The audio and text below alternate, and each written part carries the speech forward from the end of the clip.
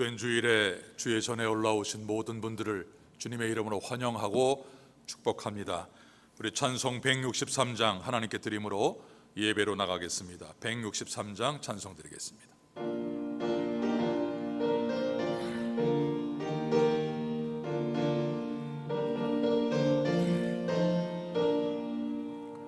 언제 주님 다시 오실는지 아는 이가 없으니 등 밝히고 너는 깨어 있어 주를 반겨 맞아라. 주 안에서 우리 몸과 마음이 깨끗하게 되어서 주 예수님 다시 오실 때에 모두 기쁨으로 맞아라.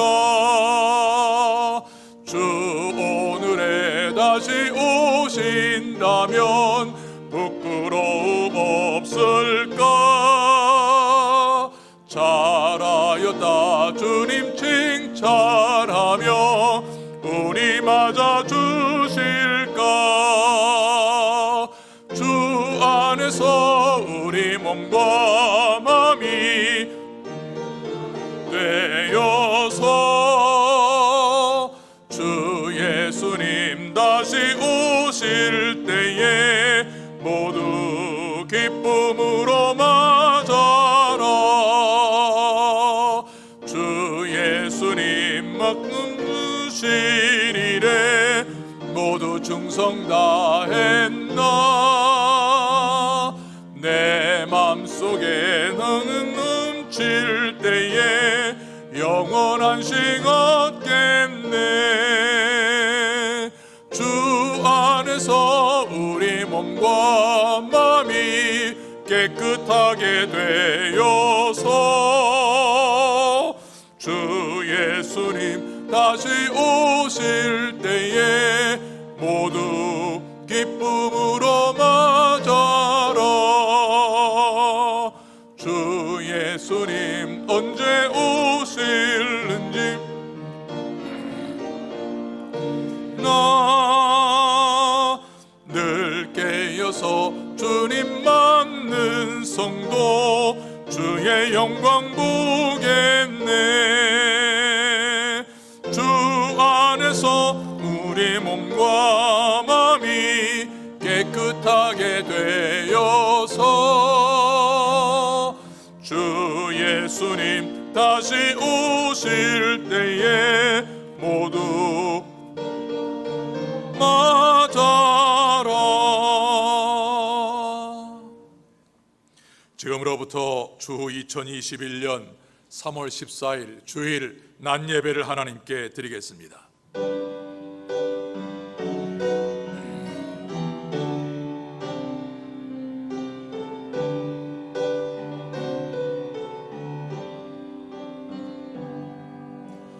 취존하신 주님 이름 앞에 모두 무릎 꿇고 다 경배해. 거룩하신 주님 보좌 앞에 엎드려 절하세.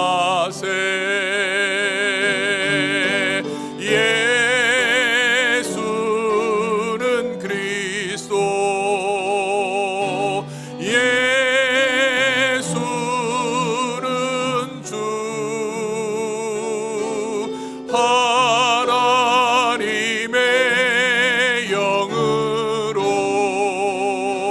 경배 드리리.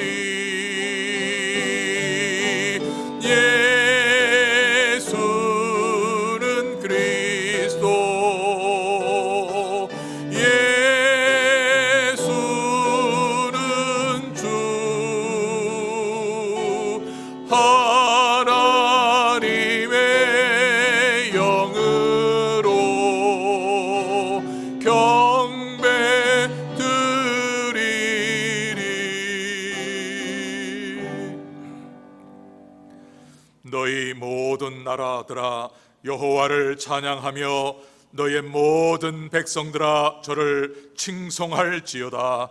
우리에게 향하신 여호와의 인자하심이 크고 진실하심이 영원하미로다. 하나님은 영이시니 예배하는 자가 신령과 진정으로 예배할지니라. 아멘.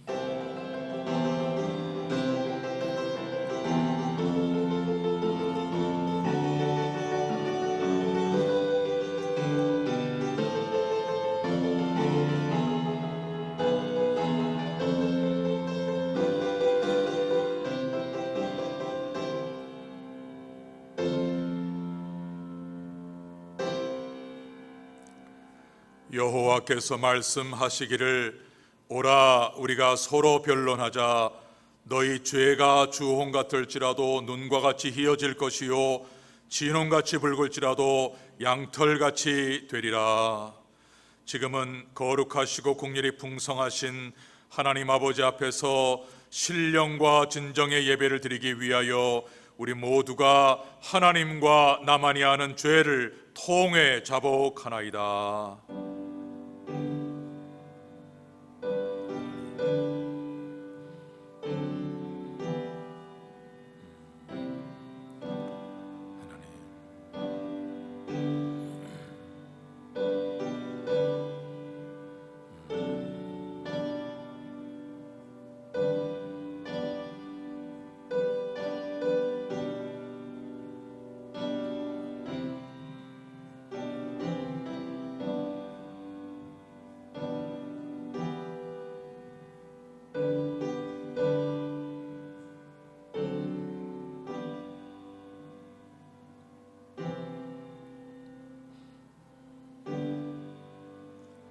그러므로 이제 그리스도 예수 안에 있는 자에게는 결코 정죄함이 없나니 이는 그리스도 예수 안에 있는 생명의 성령의 법이 죄와 사망의 법에서 너를 해방하였음이라. 아멘.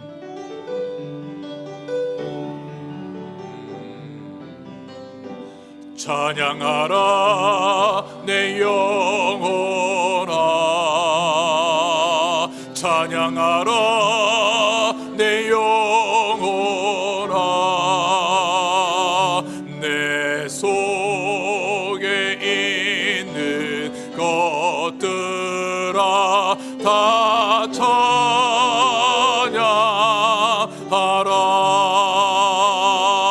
감사라 내 영혼아. 아멘. 감사라 내 영혼아. 내 속에 있는 들아 다 감사하라. 경배하라 내 영혼아. 경배하라 내 영혼아. 내 속 있는 것들아 다 경배하라.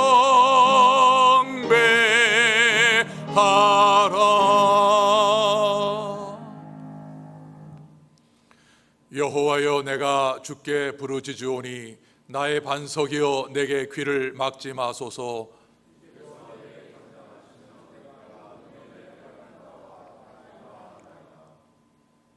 내가 주의 성소를 향하여 나의 손을 들고 주께 부르짖을 때에 악인과 행악하는 자와 함께 나를 끌지 마옵소서.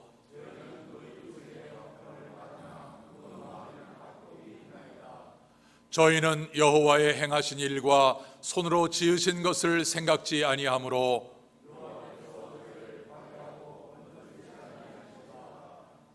여호와를 찬송하며 여호와는 나의 힘과 나의 방패시니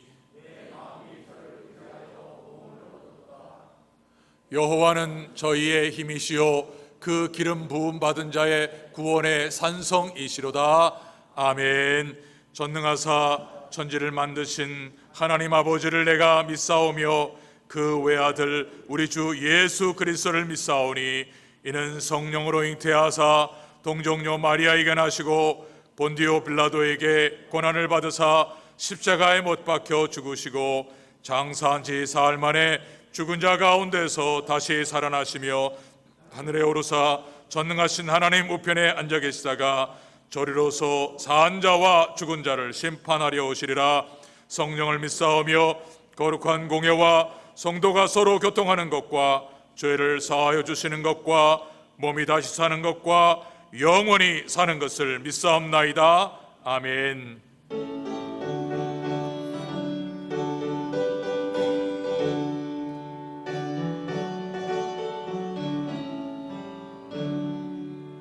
찬송으로 보답할 수 없는 큰 사랑 주님의 영광 할렐루야. 형제 자매 모두 함께 모여 찬송해 주님의 영광 할렐루야. 하나님의 자녀요 크게 찬송 부르며 밝고 거룩한 길로 기쁨으로 나아가 주의 보좌 앞으로 속히 들어가겠네. 주님의 영광 할렐루야. 우리 받은 그 큰 은혜 말할 수 없네. 주님의 영광 할렐루야. 응진 찬송 부르면서 천국 가겠네.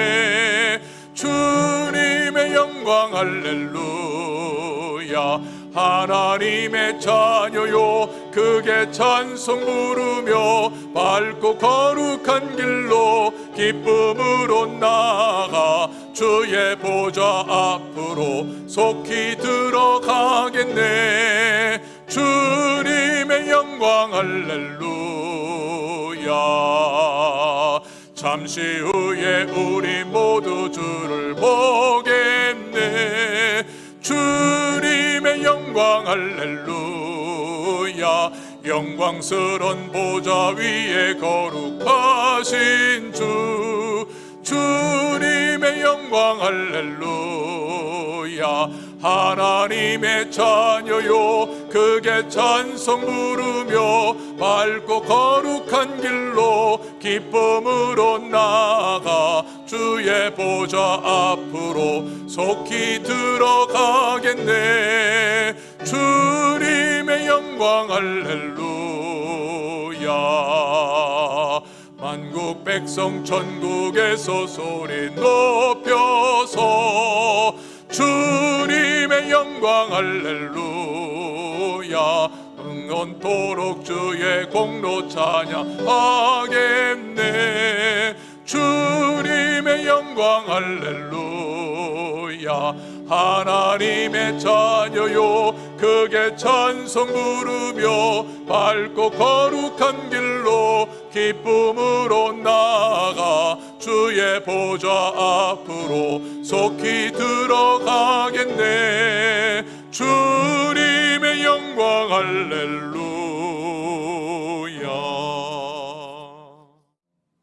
하나님 말씀은 신약성경 고린도전서 7장 29절부터 35절까지입니다. 신약성경 고린도전서 7장 29절부터 35절까지 한 절씩 우리 교독하겠습니다. 형제들아, 내가 이 말을 하노니 때가 단축하여 증거로 이후부터 안에 있는 자들은 없는 자같이 하며 우는 자들은 울지 않는 자같이 하며 기쁜 자들은 기쁘지 않은 자같이 하며 매매하는 자들은 없는 자같이 하며 세상 물건을 쓰는 자들은 다 쓰지 못하는 자같이 하라. 이 세상의 형적은 지나감이니라. 너희가 염려 없기를 원하노라. 장가가지 않는 자는 주의 일을 염려하여 어찌하여야 주를 기쁘시게 할꼬 하되 장가간 자는 세상 일을 염려하여 어찌하여야 아내를 기쁘게 할꼬 하여 마음이 나누이며 시집가지 않은 자와 처녀는 주의 일을 염려하여 몸과 영을 다 거룩하게 하려 하되 시집간 자는 세상 일을 염려하여 어찌하여야 남편을 기쁘게 할꼬 하느니라. 다 같이요. 내가 이것을 말함은 너희의 유익을 위하며 너희에게 올무를 놓으려 함이 아니니 오직 너희로 하여금 이치에 합하게 하여 분유함이 없이 주를 섬기게 하려 함이라. 아멘.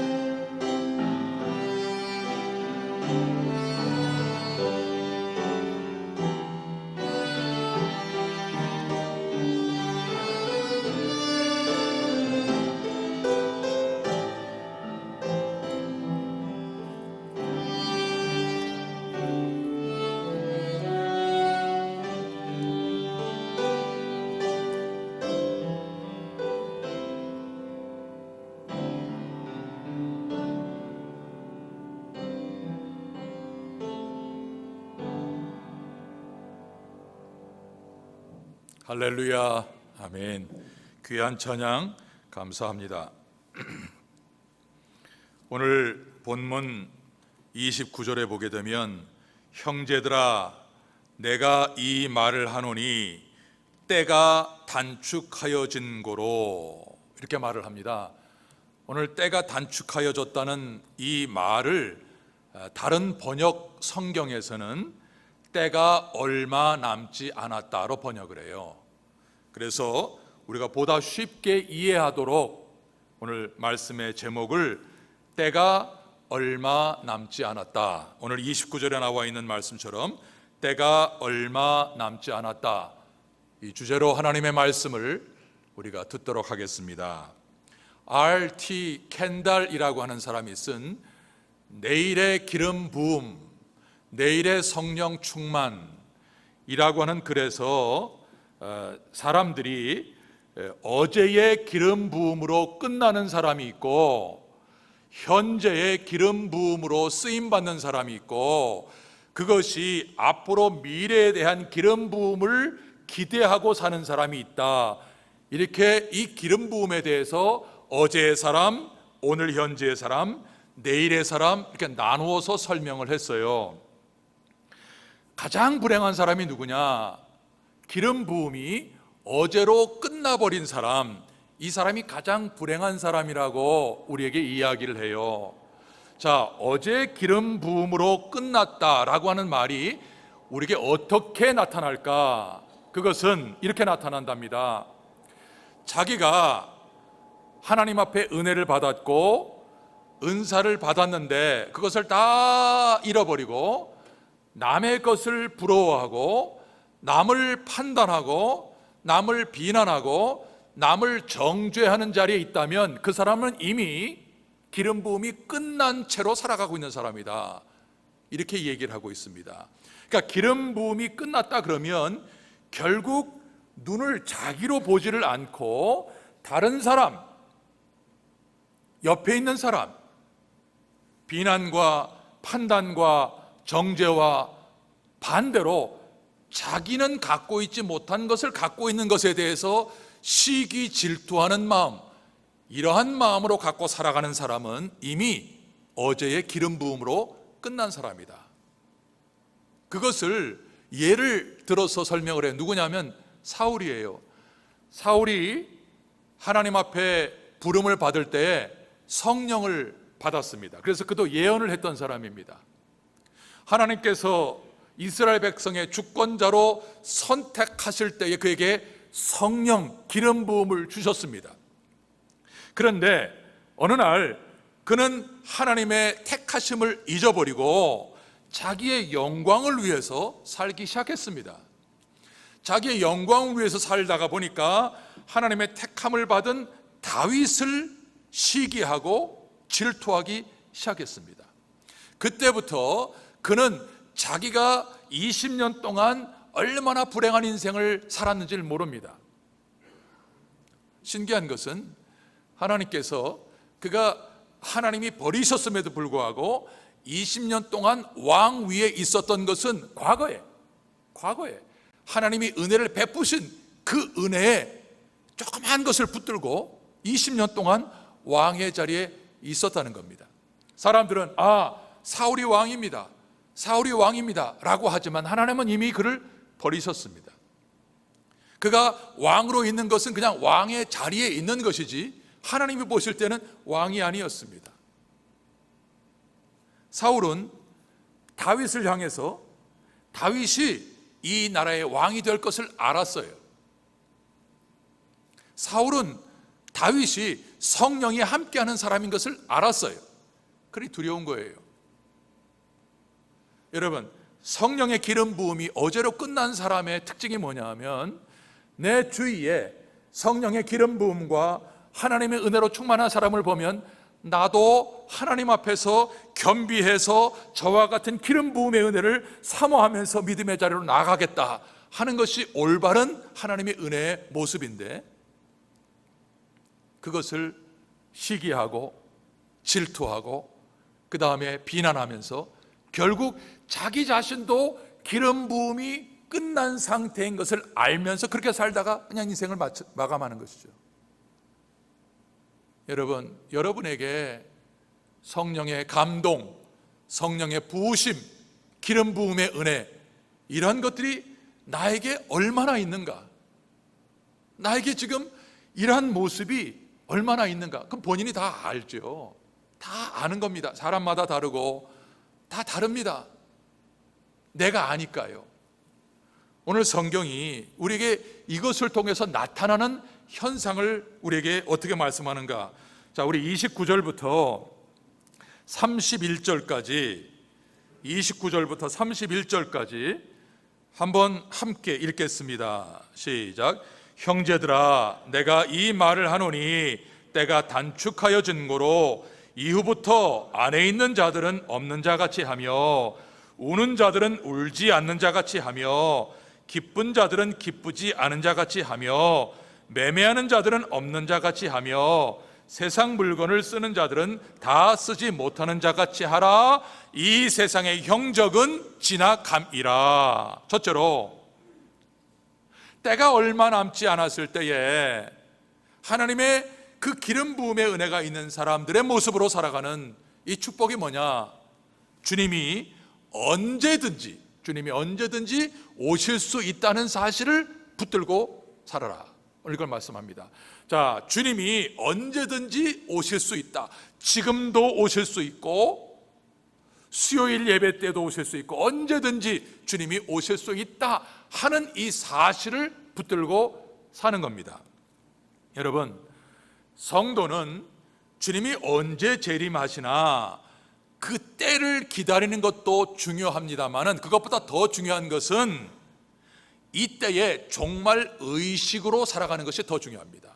왜냐하면 주님이 언제 오시나 그 때에 집중하다가 보면 지금까지 역사상 우리에게 눈살을 찌푸리는 잘못된 일들이 얼마나 많이 났는가, 시한부 종말론이 나옵니다. 그래서 1992년도 10월 28일 주님이 오신다, 그래서 다가올 미래를 준비하라, 한국의 다미 선교회를 통해 가지고 마포에 흰옷을 입고 밤 12시에 다미 선교회 회원들이 주님이 오십니다, 그래 가지고 노래하면서 찬송하면서 온갖 TV 방송사의 카메라가 중계를 하면서 이러한 일들이 벌어집니다. 그때에 이 잘못된 가르침에 빠지고 현혹된 다미 선교회 사람들이 자녀들을 학교에 안 보냅니다. 직장 안 나갑니다. 집을 팝니다. 그러니까 이 주님이 재림하신다는 그 때에 초점을 맞추다가 보면 사람의 일상이 완전히 엉망이 되고 게을르게 되고 자기의 삶을 망가뜨리는 것이 되기 때문에 성경은 주님께서 우리에게 말씀하고 있는 것은 말세에 주님이 언제든 오실 수 있는 종말 의식을 갖고 살라고 말씀을 합니다. 그러면 종말 의식이 뭘까요? 종말 의식이 오늘 성경이 안에 있는 자들은 없는 자같이 하고 우는 자들은 울지 않는 자같이 하고 기쁜 자들은 기쁘지 않는 자같이 하고 매매하는 자들은 없는 자같이 하고 그리고 세상 물건을 쓰는 자들은 다 쓰지 못하는 자같이 하라. 이게 종말에 우리가 가져야 할 의식이에요. 왜냐하면 이 세상의 형적이 뭐예요? 눈에 보이는, 이 세상의 눈에 보이는 것은 다 지나감이니라. 다 지나가기 때문에. 그런데 아내, 매매, 울고 웃고 세상에 있는 모든 것들이 뭐예요? 이 세상의 형적이에요. 그러니까 이 세상의 형적들을 마치 나의 모든 것들을 책임질 수 있는 이런 것들이라고 생각을 해서 이것에 집착하지 말고 이것은 다 지나가는 것이다. 다 지나가는 것이다. 그러니 너희가 이런 모든 것들을 한 발자국 뒤로 물러서서 관조하면서 바라보면서 그것을 붙들고 살지를 말고 우리 주님이 언제든 오실 수 있다. 그때에 너희가 붙들어서 모든 것들이 휴지 조각 그런 것이 되는 것을 기억해라. 말씀을 하는 것이죠. 여러분, 안에 있는 자는 아내가 없는 자같이 하며 아내에게 빠지지 말라는 거예요. 반대로 남편에게 빠지지 말라는 거예요. 독신인 것처럼 생각해라. 그러니까 독신은 뭐예요? 네 마음대로 돌아다니면서 살라고 하는 게 아니고, 네가 결혼하기 전에 처녀 총각일 때 마음껏 기도했는데 아내 때문에, 남편 때문에 기도할 시간을 없을 경우에 핑계대지 말고 처녀 때처럼, 총각 때처럼 모든 것을 끊고 남편과 아내도 잠시 물려놓고 기도한 자리로 나가라. 이것이 마지막 때에 우리가 붙들어야 할 의식이에요. 또 하나, 장사가 잘 되느냐? 너의 직장이 주식이 막 올라가서 너에게 이 월급을 많이 주는 그런 일들이 벌어지느냐? 그러면요, 100이면 100 신앙이 급속도로 식어지게 되어 있어요. 그럴 때에 내가 입원했다 생각하고 시간 정해서 말씀 듣고 기도하는 시간을 가져라. 오늘 이 예배를 우리 이기순 집사님도 영상에서 드릴 거예요. 그 이기순 집사님이 고백을 해요. 다리가 부러졌어요. 이 오른쪽 다리 정강이 뼈 밑으로 심하게 이제 부러졌으니까 아무것도 못해요. 걷지도 못해요.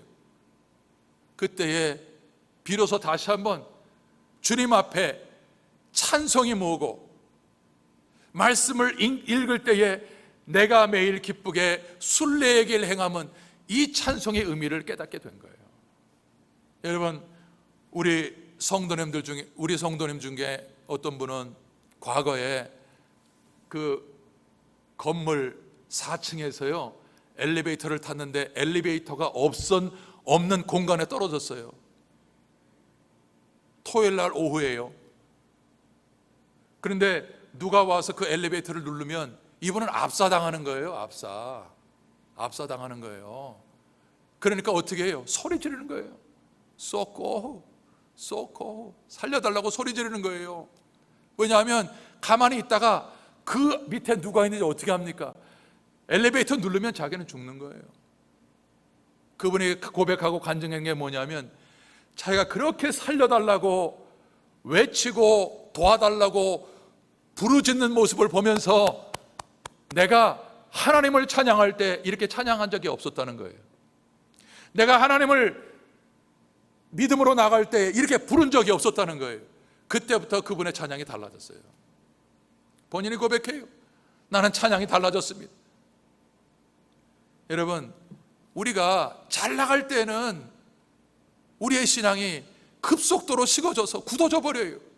그런데 이때에 너희가 기쁘고 좋을 때에, 기쁘지 않은 사람처럼, 병원에 입원한 사람처럼, 그때는 누구 한 사람 찾아오는 게 위로가 되는데, 그때 하나님 말씀을 붙들고 기도하고 말씀의 자리로 나가는 것이죠.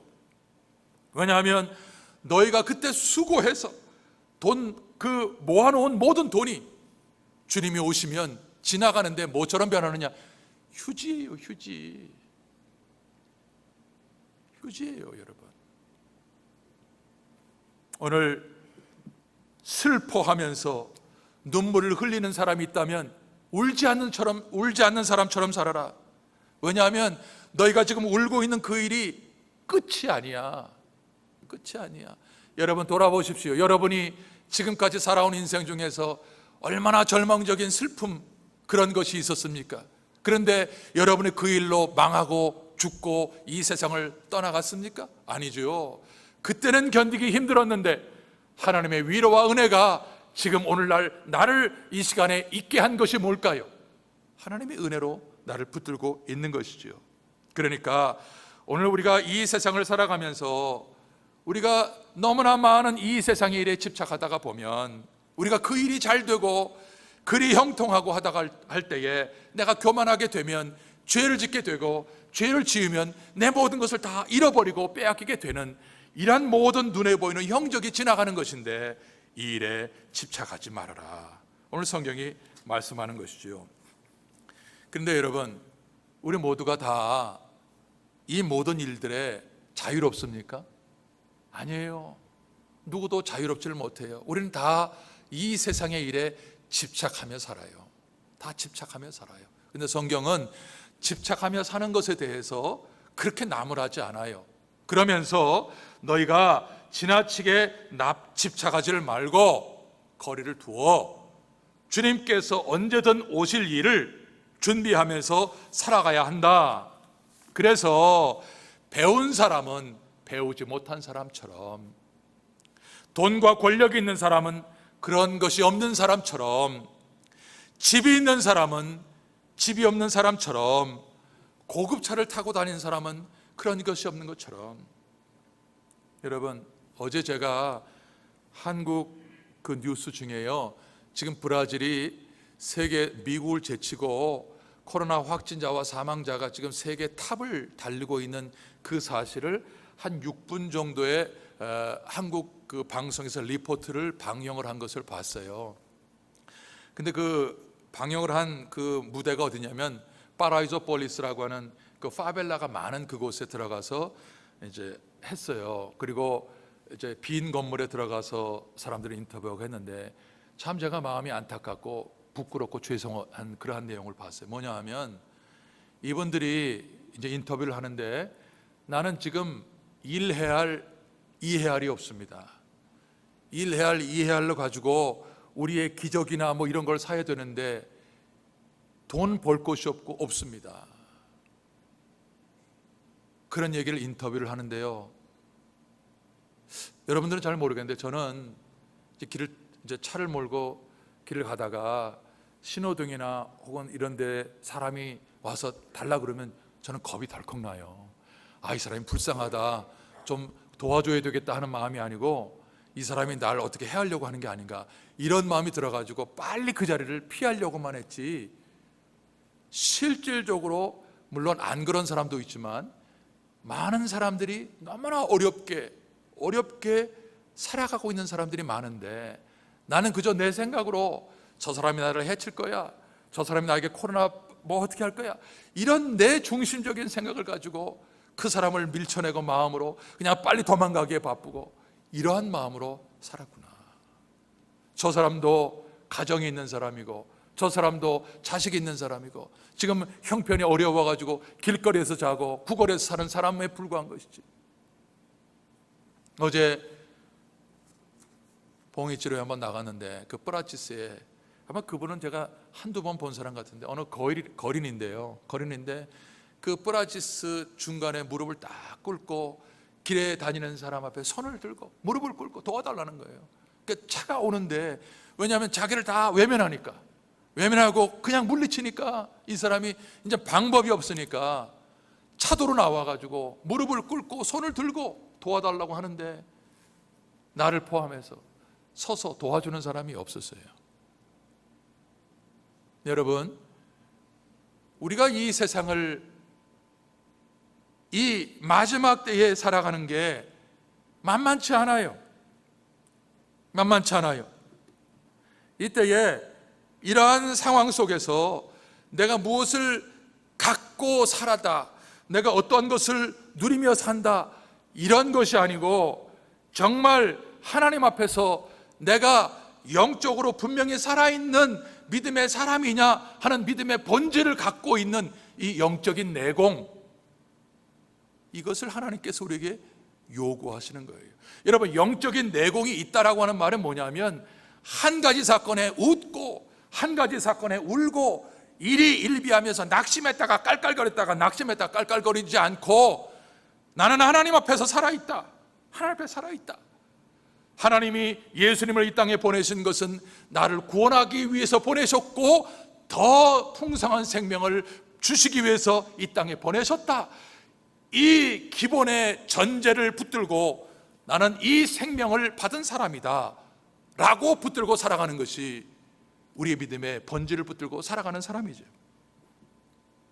여러분, 어쩌면 우리 중에 풍성한 삶이 뭘까? 그건 잘 사는 거지. 좋은 차 타고 좋은 집 살고 여행 다니고 좋은 음식 먹고 우리 자녀가 좋은 배우자고 결혼하고 건강하게 오래 살고, 이게 풍성한 것이지, 이게 하나님이 나에게 주시는 것이지, 이렇게 생각할 수 있어요. 그리고 그것에도 못 미치지만 아주 자그마한 것에서, 사소한 것에 만족할 수 있습니다. 그러나 오늘 사도 바울이 아내가 있는 자는 없는 자같이, 우는 자는 울지 않는 자같이 라고 우리에게 이 마지막 때에, 때가 얼마 남지 않았을 때에 이렇게 살라고 하는 이유가 뭐냐? 지나가니까.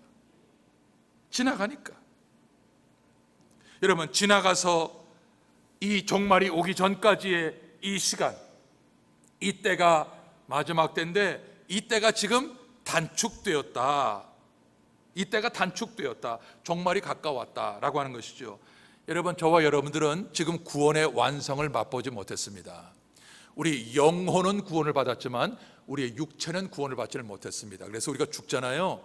그럼 땅에 묻잖아요. 썩어요. 아직 육체는 구원을 받지를 못했어요. 그러면 우리 영혼과 육체가 완전히 구원이 완성이 되는 때가 언제예요? 이 세상의 마지막 때예요. 그때 주님이 오실 때예요.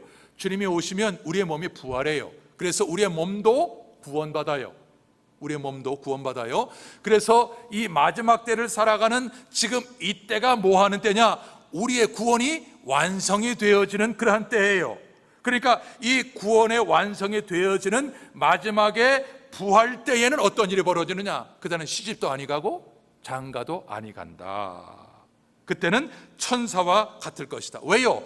결혼할 필요도 없을 정도로 우리의 구원이 완성이 되어 가고 있기 때문에 그 마지막의 종말을 오늘에 끌고 와서 오늘 내가 마지막 때를 살고 있구나, 나는 구원의 완성을 받은 사람이구나 하는 의식을 가지고 살아라. 그러면 너희가 이 땅에 벌어지고 있는 코로나 이 어려움이라든지 가난이라든지 질병이라든지 혹은 반대로 부자로 넉넉하게 산다든지 이런 것에 일희 일비하지 않고 너희가 넉넉히 살아갈 수 있는 은혜의 백성이 될 것이다.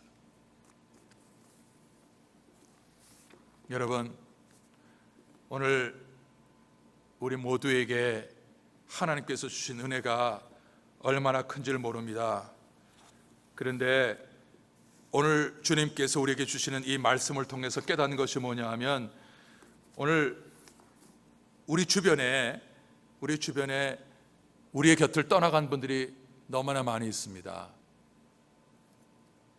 건강하게 코로나만 아니면 오랫도록 사실 분들이 우리 주변에서 많이 떠나갔습니다. 또 지금도 병상에 또 집에서 치료받는 분들도 계십니다.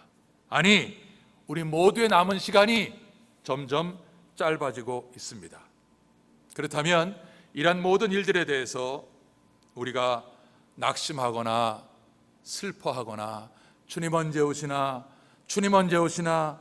세상이 너무 힘들다 이럴 필요 없이 이제 하나님께서 나에게 허락하신 구원의 완성이 완성될 그러한 시간이 다가온다.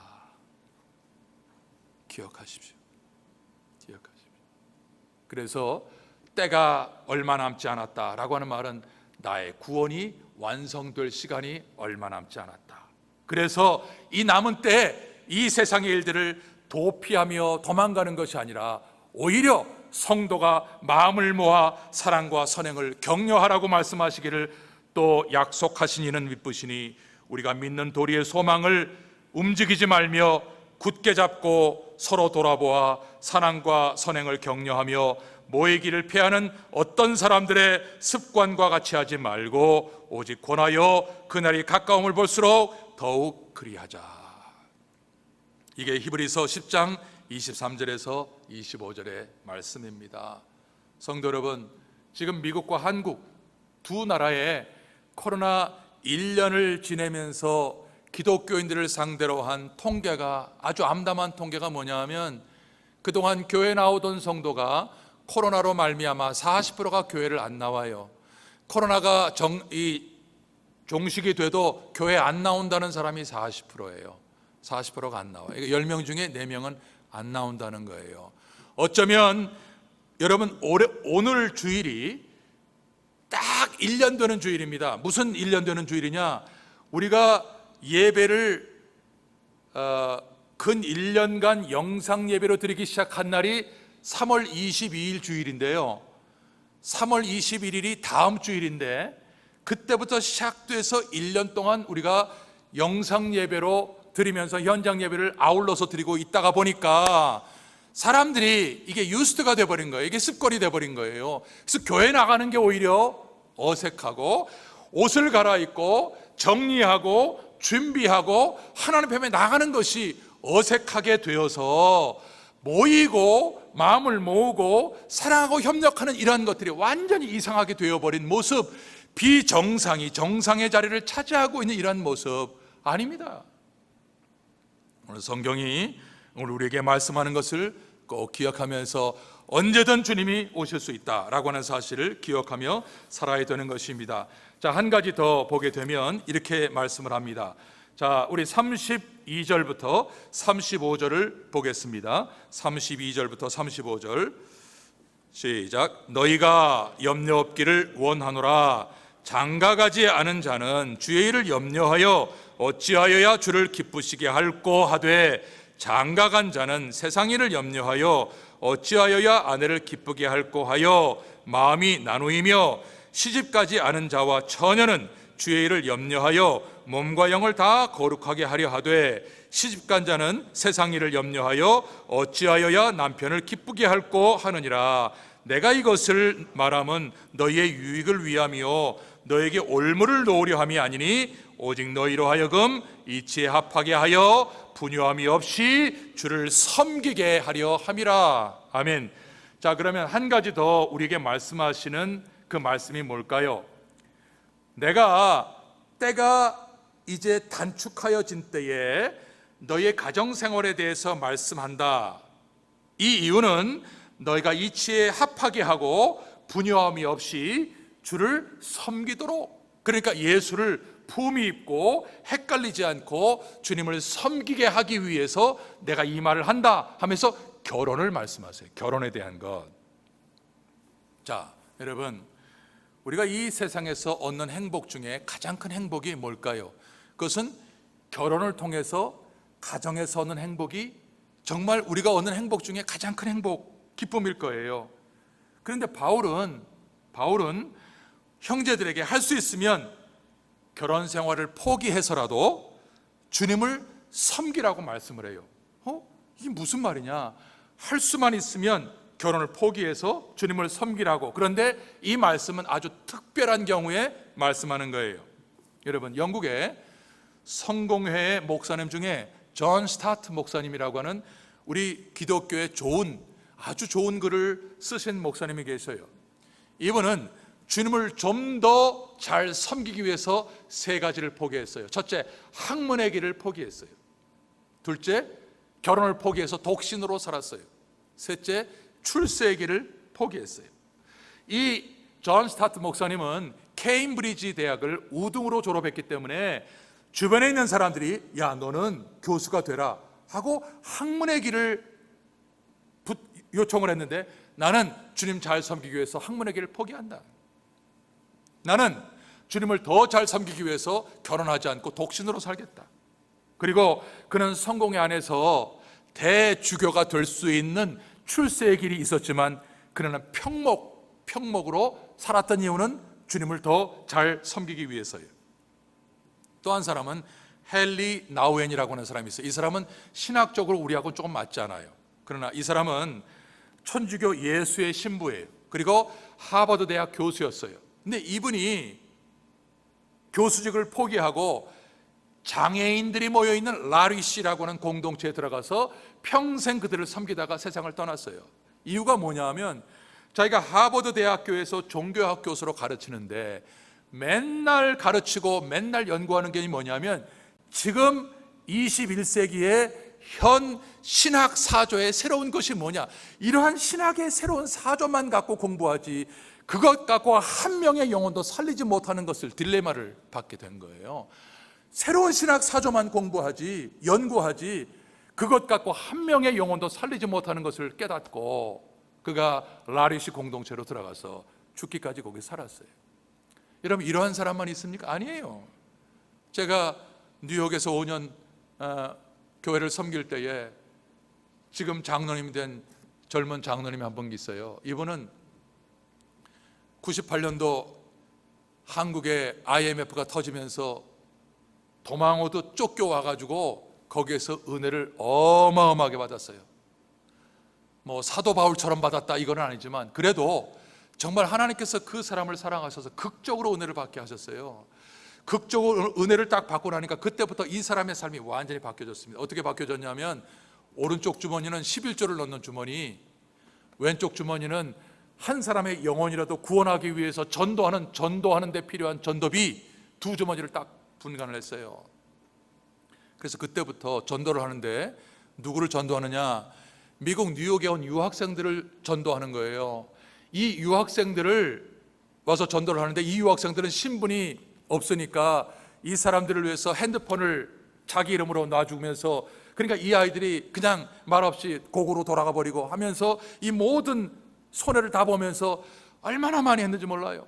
어느 날 교회가 총동원 전도 집회를 하는데 한국 큰 마켓 앞에 어린 딸 하나, 부인, 자기 셋이서 책상을 놓고 미끼 상품 3불짜리를 놓고 거기에 들어오는 한국 사람들에게 이 상품 가져가세요. 몇 날 며칠에 우리 교회에 오시면 내가 40불짜리 가습기를 여러분에게 드릴게요 하면서 그날이 되니까 어린 딸하고 셋이서 제가 가보니까요, 그 가습기를 싸는데 방에 하나 가득을 싸는 거예요. 40불짜리 얼마나 많이 들어가는지 몰라요. 그분은 교회에 올 때 장부를 하나 갖고 와요. 내가 오늘 예배 드리고 하나님으로부터 만불의 은혜 받았다. 그런데 나는 오늘 헌금을 500불밖에 못 드렸네.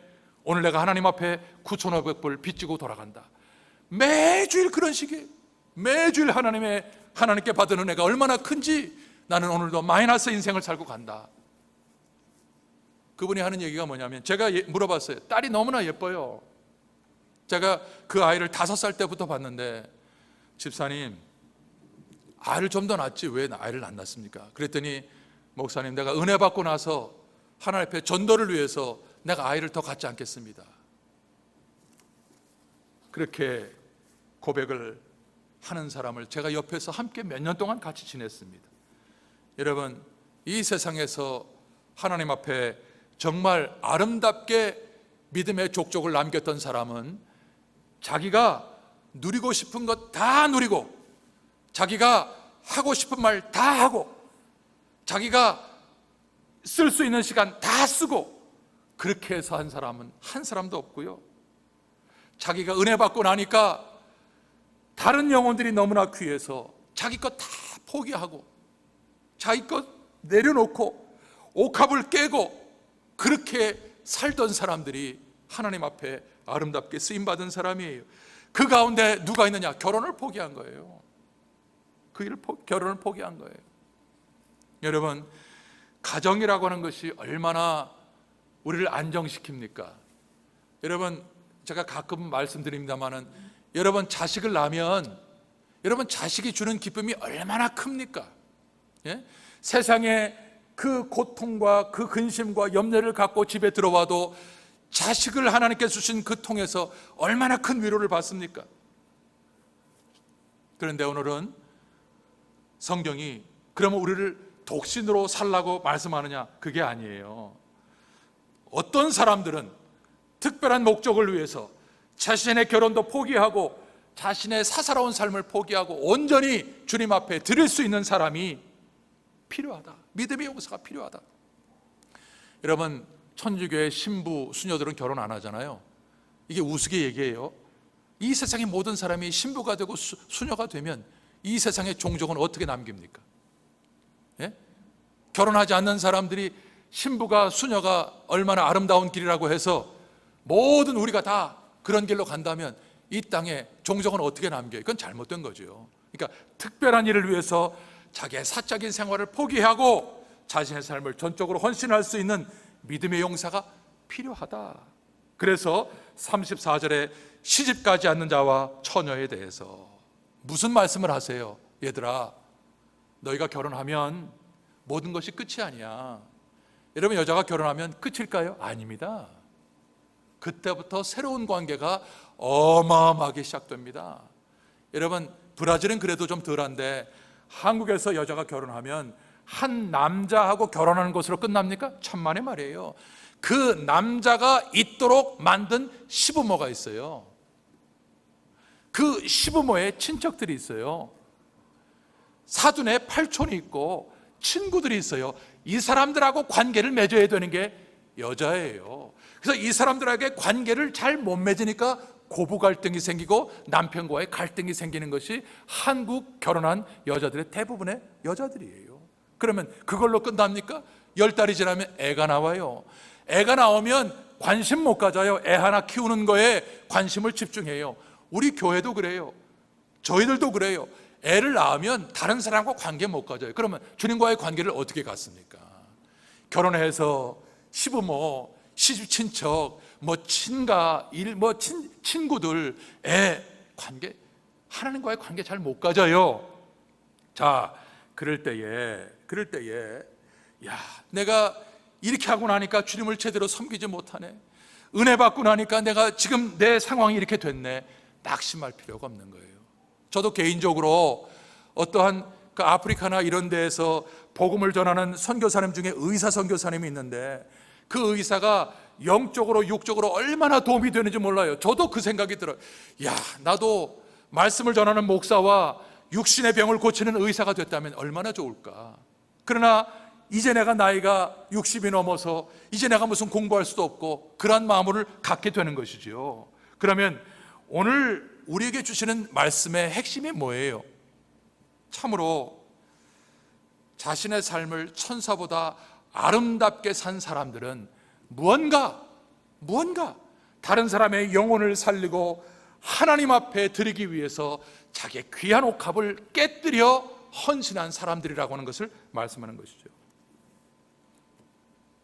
그런데 우리 주변에는 어떻습니까?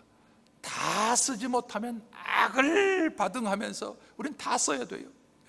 내가 하고 싶은 말을 다 해야 속이 시원하다 하고 잠자는 사람들이에요. 우리는 내가 번 돈 내가 다 써야지, 아등바등 다 써야 이게 마음이 좀 편안한 것이 저와 여러분들 아닙니까? 우리가 그런 사람이에요. 좀 그 말 그때 참았으면 되는데 그 말을 해야 내가 똑똑한 것 같으니까 다 쏟아버리고 있는 돈 다 쏟아버리고 우린 그렇게 살아가는 우리의 안타까운 모습을 많이 보게 되는 것이지요. 그런데요, 여러분, 다른 사람을 위해서 애쓰며 섬기는 것이 한순간에 안 돼요. 작은 강 여러 번 넘다가 보면 그때 큰 강을 넘게 되는 거예요. 아브라함이 모리아산에서 독자 이삭을 하나님 앞에 이 번제로 드렸던 것은 이미 롯과의 관계에서 네가 오른쪽 택하면 나는 왼쪽 택하겠다. 그때 이미 포기가 있었던 것이고요. 본토 친척 아비집을 떠났던 우르에서의 포기가 있었으니까 마침내 아들을 포기하게 된 것이지요. 자, 말씀을 맺겠습니다. 오늘 성경이 때가 얼마 남지 않았다.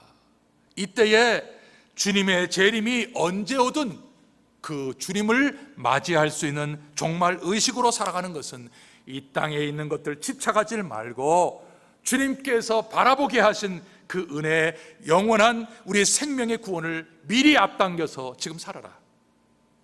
그리고 이 땅에서 품위 있고 절제하면서 주님을 섬겨가는 것, 작은 것 하나부터 게임 적게 하고 TV 적게 보고 인터넷 적게 보고 뭐 큰 거 원하는 게 아니에요. 작은 것 하나하나부터 포기하기 시작할 때 우리가 때가 얼마 남지 않은 믿음의 때를 잘 살아갈 수 있는 백성이 될 줄로 믿습니다.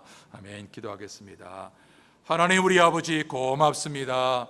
오늘도 우리에게 때가 얼마 남지 않은 때를 어떻게 살아야 할 것인가 고린도전서 7장에서 말씀하여 주셨사오니 이 말씀을 붙들고 우리 모든 성도들 다 마지막을 준비하는 믿음에 승리하는 백성들 되게 해 주옵소서. 예수님 이름으로 기도합니다. 아멘.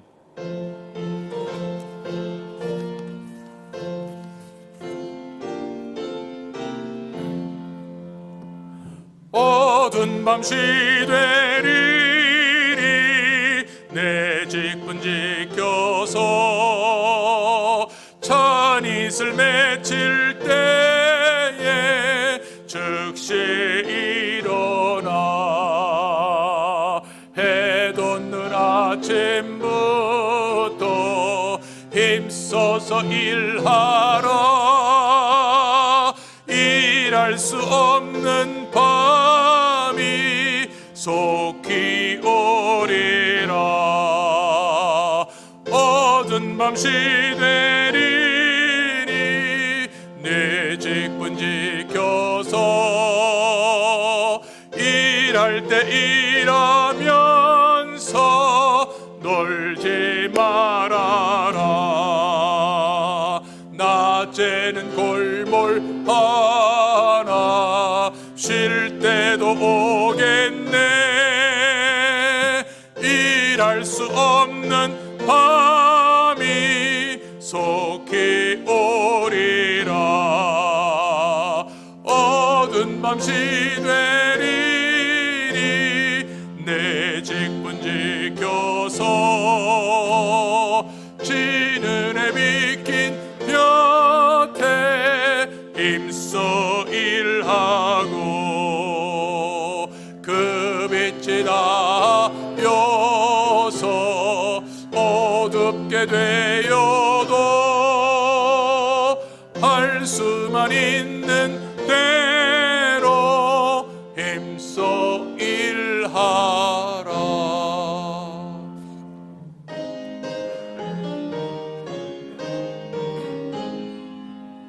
만복의 근원 하나님, 온 백성 찬송 드리고 저 전사여 찬송하세. 찬송 성부 성자 성령 아멘. 만복의 근원이신 하나님 우리 아버지, 우리가 서 있는 터가 흔들리고 세상이 요동하는 가운데 있는 저희들임에도 불구하고 우리에게 지나가는 한 주간 동안 땀 흘려 일할 수 있는 일터를 주시고 건강 주시고 믿음 주셔서 한 주간 동안 열심히 땀 흘려 수고한 물질을 주님 앞에 10의 1조와 감사의 예물과 선교의 예물로 드리게 하셔서 감사합니다. 하나님 아버지, 이 드린 물질이 축복의 씨앗으로 주님 받아 주셔서 30배, 60배, 100배 결실을 맺고 나눠주며 구워주며 베풀어주며 물질로도 앞서갈 수 있는 우리 사랑하는 모든 성도님들 되게 하여 주옵시고, 오늘 바칠 것이 없어 마음만 바치는 귀한 성도들을 위로하시고 다음 시간에 함께 드릴 수 있는 은혜의 복도 허락하여 주옵소서. 예수님 이름으로 축복하고 봉헌합나이다. 아멘. 할렐루야. 우리 옆에 있는 분들 우리 인사 한번 하십시다. 잘 오셨습니다. 감사합니다. 우리 한번 인사하십시다. 잘 오셨습니다. 감사합니다. 자, 이제 브라질 우리 상파울루에서도 데크레토 법령을 발표를 했는데 내일부터 3월 30일까지 이제 교회에서도의 모든 예배를 중단시켰습니다. 이 일은 지금 처음 1년 동안에 있었던 일인데, 그래서 교회에서 예배를 드리질 못합니다. 모든 예배를. 그래서 주일날 두 주 예배, 21일과 다음 주일과 28일 주일 예배는 우리 방송 영상을 담당하는 최승현 집사님하고 저하고 두 사람이 11시에 여기에서 실시간으로 영상 예배를 유튜브를 통해서 여러분들에게 보내드리도록 하겠습니다. 그러니까 여러분이 2주 동안은 영상으로 집에서 예배를 드리고 수요 예배와 새벽 기도에는 모일 수 없습니다. 우리가 정말 기도해야 될 게 너무나 많이 있는데 꼭 기도하면서 브라질의 이 번진 이 코로나 이 바이러스가 하나님의 은혜로 속히 정상화되기를 위해서 꼭 기도해 주시길 바라고요. 오늘 말씀드린 것처럼 우리 믿음의 본분은 모이는 겁니다. 모이는 거. 그런데 1년 넘게 우리가 집에서 예배를 드리면서 우리 마음이 많이 해이해질 수 있어요. 사람이니까. 그런데 우리가 정신을 바짝 차리고 더욱더 모이는 일에 열심을 다하는 성도가 되기를 바라고요. 가정이 교회가 되어야 됩니다. 매일 성경 읽고 또 오늘 저녁부터 토요일 매일매일 가정 예배를, 오늘은 본문 시편 14편, 내일은 15편 해서 시편의 말씀을 가지고 가정에서 말씀을 나눠가면서 읽고 찬송하고 합심으로 기도하는 시간을 갖기를 바라고요. 밑에 있는 성경 문답서 본문 작성을 하시길 바라고, 전도회원과 구역 식구들과 함께 기도의 제목을 나누는 귀한 복을 함께 누리기를 바라고요. 여러분, 2주 동안 경제가 다 이제 완전히 가게 문도 못 열고 이제 식당에서도 테이크아웃도 안 된대요. 그냥 전화로 해서 이제 딜리버리만 되는 그러한 아주 심각한 상태에 2주 동안을 보내야 되는데, 여러분 건강 정말 조심하시고, 은혜 가운데 그러나 영혼은 날마다 여러분에게 성령의 기름 부음으로 충만한 복을 누리는 우리 모든 성도가 되기를 주의 이름으로 축복합니다. 이제 우리 다 같이 일어나셔서 우리 찬송하십시다.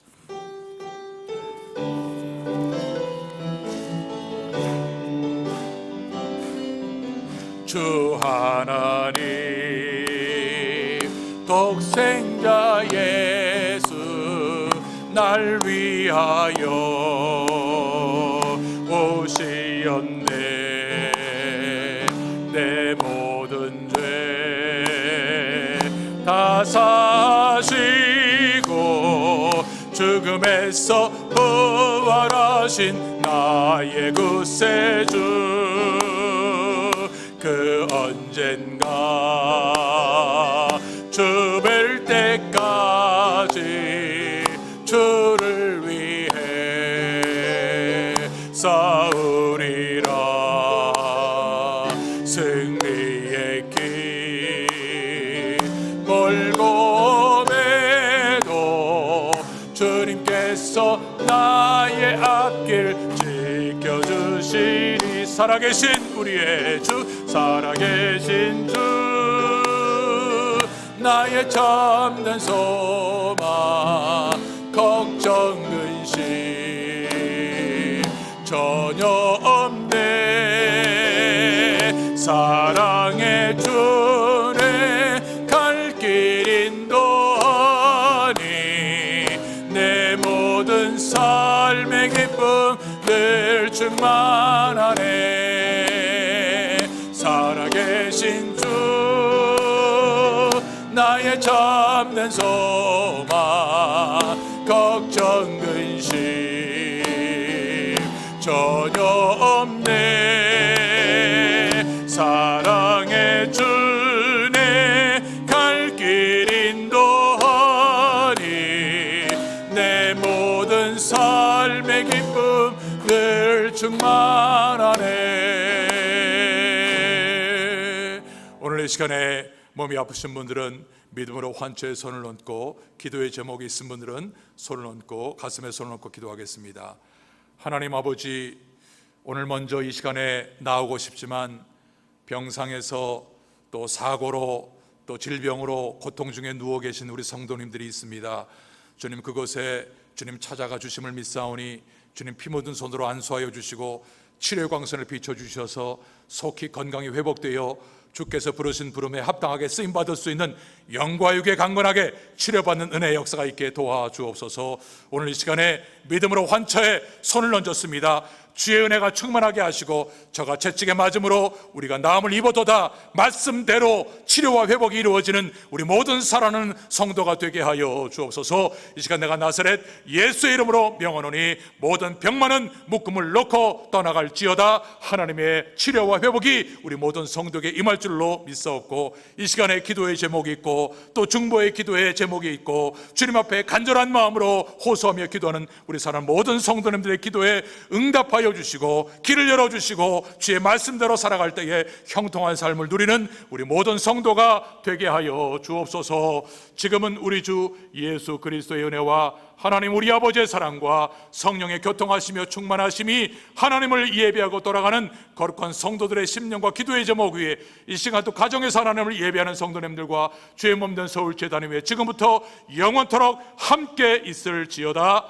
아멘.